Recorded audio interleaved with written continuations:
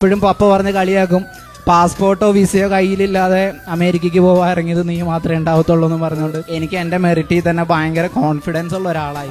എന്റെ കോൺഫിഡൻസ് എല്ലാം തകിടം മറിച്ചുകൊണ്ട് എനിക്ക് ഫസ്റ്റ് ടൈം റിജക്ഷൻ കിട്ടി. പിറ്റേ ദിവസമാണ് ഞാൻ ആദ്യമായിട്ട് കൃപാസനത്തിലേക്ക് കടന്നു വരുന്നത്. ആദ്യമായിട്ട് കാശുരൂപം പിടിച്ചുകൊണ്ട് ഞാൻ ചെന്നൈ കോൺസുലേറ്റിൽ ഇന്റർവ്യൂവിന് പോയ അന്ന് മുതൽ ഇന്ന് വരെ അറ്റൻഡ് ചെയ്തിട്ടുള്ള ഒരു ഇന്റർവ്യൂ, കാശുരൂപം പിടിച്ച് അറ്റൻഡ് ചെയ്തിട്ടുള്ള ഒരു ഇന്റർവ്യൂവിലും എനിക്ക് തോൽവി എന്താണെന്ന് ഞാൻ അറിഞ്ഞിട്ടില്ല. ഉടമ്പടി പ്രാർത്ഥന കഴിഞ്ഞ സമയത്ത് എന്നോട് ഉള്ളിൽ ആരോ പറയുകയാണ്, നീ ബൈബിൾ എടുത്ത് വായിക്കും, എന്റെ കാര്യങ്ങൾ നടക്കാൻ വേണ്ടി മാതാവ് US പ്രസിഡന്റ് ത്രൂ എന്റെ കാര്യങ്ങൾ റെഡിയാക്കി തന്നു. ഒന്നിന് പകരം ഒരു ക്യാമ്പസ് ജോലി കിട്ടുന്നതിന് പകരം 3, 4 ജോലിയൊക്കെ നൽകി മാതാവ് ഈശോ എന്നെ അനുഗ്രഹിച്ചു.